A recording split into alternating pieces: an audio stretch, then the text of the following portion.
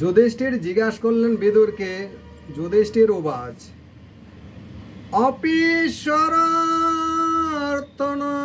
যুষ্মত্ত পক্ষচ্ছায়ামেধিতান বিপদগণত্ত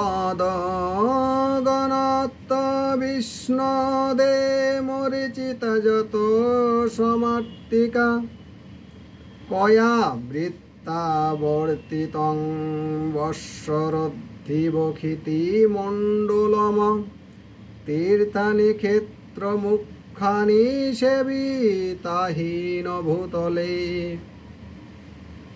ভবদ্বিধা ভগবতী তীর্থভূতা স্বয়ং বিভ তীর্থকুবন্তি তীর্থানি সন্ত স্নেহ গদাভূতা অপি না সুরদস্তাত বান্ধবা কৃষ্ণ দেবতা দৃষ্টা শ্রোতা যদবশপুঞ্জাং সুখমাসতে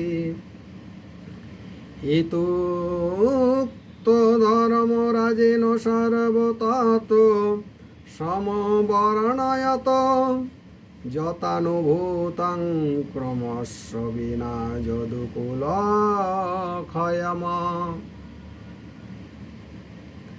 যুধিষ্ঠির বললেন যে, হে পিতৃব্য, পাখিরা যেমন নিজেদের ডানার দিকে রেখে নিজেই ডিমকে রক্ষা করে এবং উত্তপ্ত দিয়ে বড় করে তোলে, সেই রকমে অত্যন্ত স্নেহের আপনার করকমলের ছত্রছায়া আপনি আমাদের পালন পোষণ করেছেন।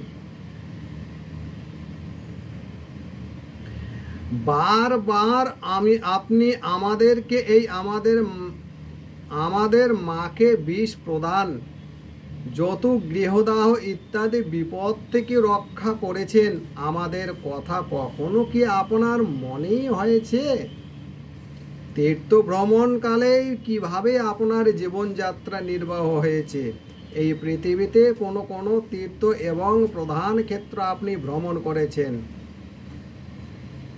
হে বিভো, আপনার মতো ভগবান প্রিয় ভক্ত স্বয়ং তীর্থস্বরূপ।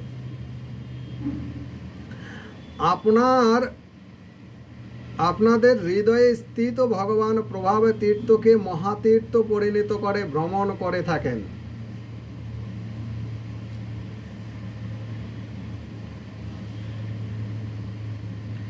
হে পৃথিব্য, তীর্থ ভ্রমণের সময় আপনি নিশ্চয় দ্বারকাতেও গিয়ে থাকবেন।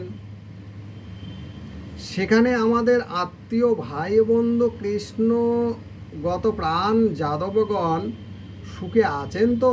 আপনি যদি সেখানে না গিয়ে থাকেন বা না দেখে থাকেন, তবে তাদের সম্বন্ধে শুনেছেন তো নিশ্চয়।